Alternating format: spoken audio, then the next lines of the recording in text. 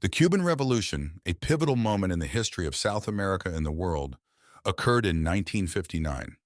This transformative event not only reshaped the political landscape of Cuba, but also had far-reaching implications for global politics, particularly during the Cold War era. Throughout this video, we will delve into the geographical, cultural, and political backdrop of Cuba, explore key figures like Che Guevara and Salvador Allende, examine the impact of revolutions and counter-revolutions in the region, including the effects of Pinochet's regime in Chile, and discuss the influence of ideologies and power struggles throughout South America. Cuba's strategic importance was recognized early on by European powers following its discovery by Christopher Columbus in 1492. Initially, the island served as a springboard for the exploration of the Americas, and soon became a vital part of the Spanish Empire, thanks to its rich agricultural land and the establishment of sugarcane plantations. The wealth generated from sugar and tobacco made Cuba an economic powerhouse in the Caribbean, but this prosperity was built on the backs of African slaves, brought to the island in vast numbers to work in the harsh plantation conditions. This dark period in Cuban history contributed to the complex socio-economic fabric of the island, leading to a mix of cultures and ethnicities that characterize its population today. The transition from a Spanish colony to a republic in 1898 as a result of the Spanish-American War marked a significant turn in Cuban history. However, the Platt Amendment, imposed by the United States, severely restricted Cuba's sovereignty, allowing the U.S. to intervene in Cuban affairs and lease the Guantanamo Bay naval base. This period of neo-colonial influence sparked nationalistic sentiments, leading to a series of rebellions and political upheavals, culminating in the Cuban Revolution of 1959. Led by Fidel Castro, Che Guevara, and other revolutionaries, the movement successfully overthrew the dictatorship of Fulgencio Batista, establishing the first communist state in the Western Hemisphere. This shift dramatically altered Cuba's relationship with the United States, leading to decades of tension exemplified by the Cuban Missile Crisis of 1962, which brought the world to the brink of nuclear war. The revolution also had a far-reaching impact on global politics, inspiring leftist movements worldwide and shaping the geopolitical landscape of the Cold War era. Ernesto Che Guevara's journey to becoming a key figure in the Cuban Revolution was marked by his early life experiences and travels throughout Latin America, which profoundly shaped his worldview. Witnessing the widespread poverty, inequality, and exploitation of the peasantry, Guevara's ideological convictions deepened, leading him to the belief that armed revolution was the only path to true social justice. His meeting with Fidel Castro in Mexico was pivotal, as it aligned his Marxist beliefs with the practical means to enact his vision. Guevara's role in the Cuban Revolution was not limited to military leadership. He also took on significant responsibilities in the new government, driving reforms in areas such as health and education. His efforts to spread revolution to other parts of the world, however, met with mixed results, illustrating the challenges of exporting Cuba's revolutionary model. The reaction in Chile to the Cuban Revolution, particularly among the military and conservative sectors, reflected broader Cold War tensions in Latin America. Chile's own complex political landscape would eventually be dramatically transformed by the rise of Salvador Allende, the first Marxist to be elected president in a liberal democracy in 1970. This event, coupled with the ideological fervor sparked by figures like Che Guevara, heightened the fears of the United States and conservative elements within Chile, contributing to the coup d'etat on September 11, 1973, led by General Augusto Pinochet. Pinochet's regime marked a stark departure from the revolutionary ideals championed by Guevara, instituting a brutal military dictatorship that suppressed opposition, restricted freedoms, and led to widespread human rights abuses. The contrast between Guevara's revolutionary zeal and the repressive backlash it inspired in nations like Chile underscores the deeply polarized nature of Cold War politics in Latin America and the enduring legacy of these ideological battles. The Sandinista National Liberation Front, or FSLN for short, emerged in the context of widespread dissatisfaction with the dictatorial Somoza dynasty, which had ruled Nicaragua for decades through a combination of political manipulation, repression, and support from the U.S.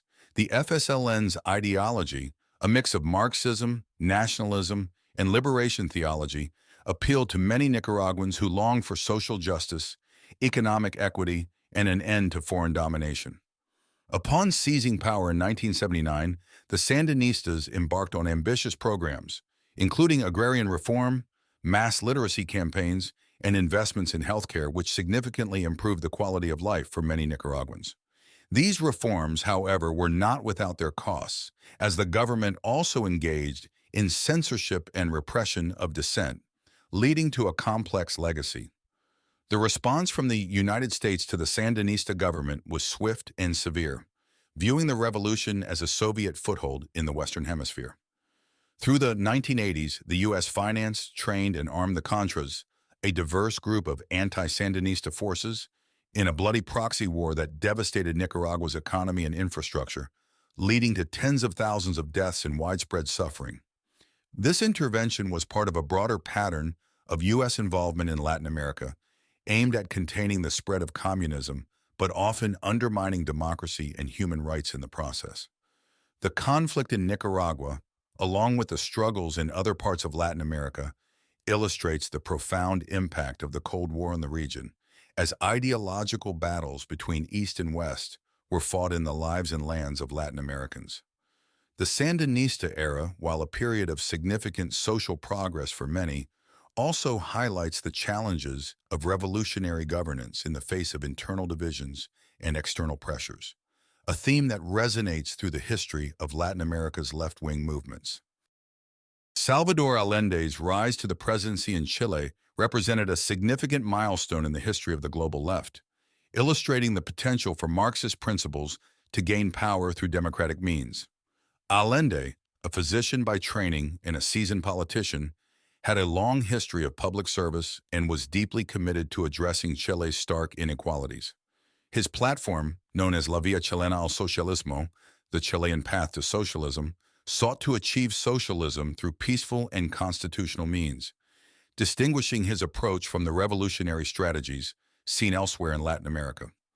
The nationalization of the copper industry, a cornerstone of Allende's policies, aimed to redirect Chile's most valuable resource from foreign corporations to the service of the Chilean people, funding education, health and welfare initiatives. However, Allende's presidency was fraught with challenges. His administration faced intense opposition from conservative elements within Chile, economic sabotage, and mounting pressure from international actors, notably the United States, which sought to prevent his socialist model from becoming a successful example for other nations. This external pressure, combined with internal strife and economic difficulties, exacerbated by global factors, created a volatile political climate. The military coup on September 11, 1973, led by General Augusto Pinochet, not only abruptly ended Allende's presidency, but also marked the beginning of a brutal dictatorship that lasted for nearly 2 decades, during which thousands of Chileans were killed, disappeared, or forced into exile. The legacy of Salvador Allende is complex and multifaceted.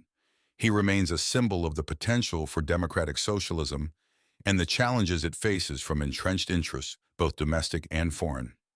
His government's downfall is often cited as a cautionary tale of Cold War geopolitics, illustrating the extent to which the international struggle between the United States and the Soviet Union played out in the internal affairs of smaller nations, with profound and lasting consequences for their people. Allende's vision for a more equitable society and the tragic end of his presidency continue to inspire debates about socialism, democracy, and foreign intervention in Latin America and beyond. General Augusto Pinochet's rule over Chile is one of the most controversial periods in the country's history, characterized by a stark juxtaposition of economic reforms and human rights violations. Following the coup on September 11, 1973, Pinochet rapidly consolidated power, dissolving the Chilean Congress, banning political parties, and establishing a military junta that suspended many basic civil liberties. The regime's security apparatus, including the notorious DINA, Dirección de Inteligencia Nacional, was responsible for the arrest, torture, and disappearance of thousands of suspected left-wing activists and opponents. The burning of a painting of Che Guevara not only symbolized Pinochet's vehement anti-communist stance, but also represented a broader campaign to eradicate socialist and Marxist influence from Chilean society, a campaign that extended to censoring art, literature, and speech perceived as sympathetic to leftist ideologies. Despite the oppressive political climate, Pinochet's government implemented a series of radical economic policies advised by a group of economists known as the Chicago Boys, who were influenced by the neoliberal ideas of Milton Friedman and the Chicago School of Economics. These policies included privatization of state-owned enterprises, deregulation of the economy, and liberalization of trade. While these reforms are credited with stabilizing the Chilean economy and laying the groundwork for future growth, they also led to increased inequality and social discontent, as the benefits of economic growth were unevenly distributed. Pinochet's decision to step down followed a national plebiscite in 1988, in which the Chilean people voted against extending his presidency.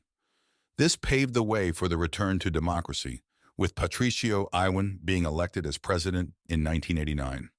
The transition was a significant moment in Chilean history, signaling the end of authoritarian rule and the beginning of a period of reconciliation and reconstruction. Pinochet's legacy continues to be deeply divisive, reflecting the tensions between his economic policies and the human rights abuses his regime perpetrated. His rule remains a pivotal chapter in discussions about governance, democracy, and economic policy in Latin America, highlighting the complexities of transitioning from dictatorship to democracy.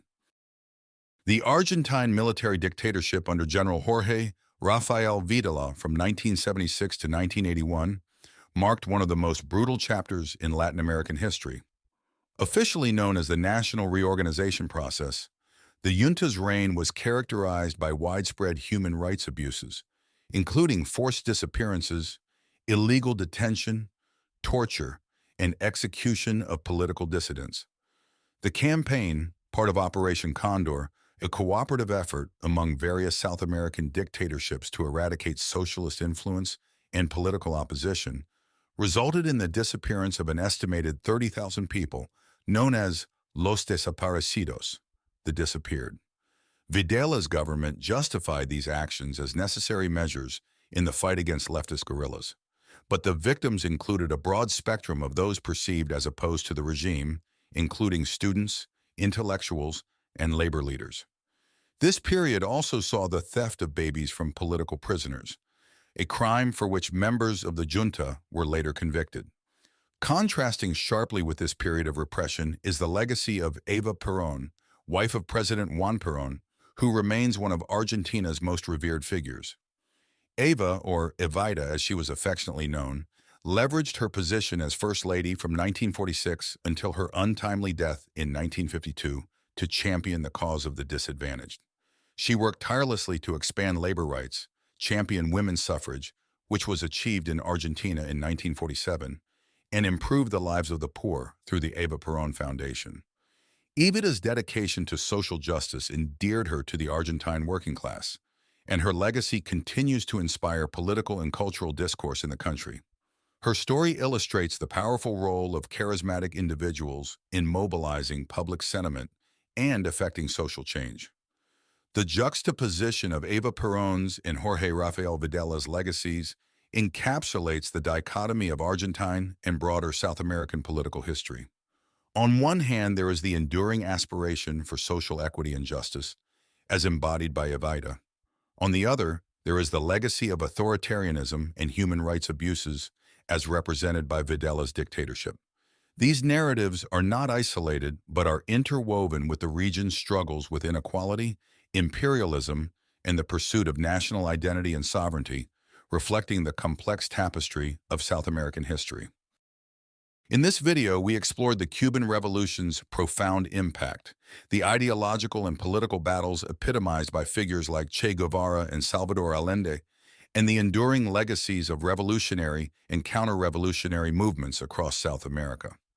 From Cuba's strategic significance and rich cultural heritage to the dramatic political shifts in Chile and Nicaragua, and the contrasting narratives of figures like Eva Perón and Augusto Pinochet, we've seen how the aspirations for social justice, democracy, and political sovereignty have shaped the region's history. These events and personalities not only define South America's past, but continue to influence its present and future.